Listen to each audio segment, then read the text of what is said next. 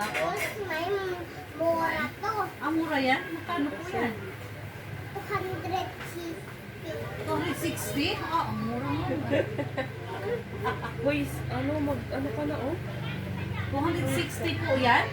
Yung bata, may bata kanina. Oo. Kwento mo kay mamita yung bata. May bata kanina.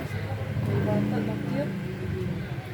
Friend mo yun? Tapos kiri yung ginagamit mo sa tawag ito. Tapos kiri yung ginagamit mo yung mahal to. Mahal yan? Eh, nasa mo to nabili nga ni. Magkasama yun anak, kasama yun ng salamin. Ito daw. Tapos apunas mo lang Pag ako nag-live. Kapag madumi, napunas yun dyan. Kaibubintuan ako customer ko. yan o. Ah, ganyan po paga. Hi mga madam. Mas mo dito sa gilid. Tapos white na. Tapos yun yung ginagamit noon. Eh, balik mo doon at baka masip. Tapos iri yung ginagamit mo. Tapos titipin mo na to.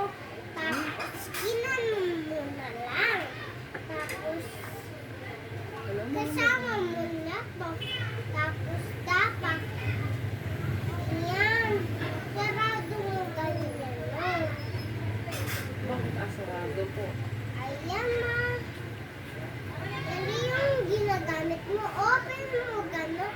Tapos maiibit ka dito sa kamay. Pag nilusot mo, hindi na tumatatanggal nito.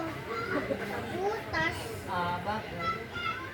Huwag mo ilusot dito. Pero sabihin ko na ng maraming tools. Maraming toys? May pera ka. May pambili ka ng toys? Ah, Dito sa bag mo. ano sa bag mo? Dami ng pera. Maraming pera din sa Kasi bag. mayaman ka na pala.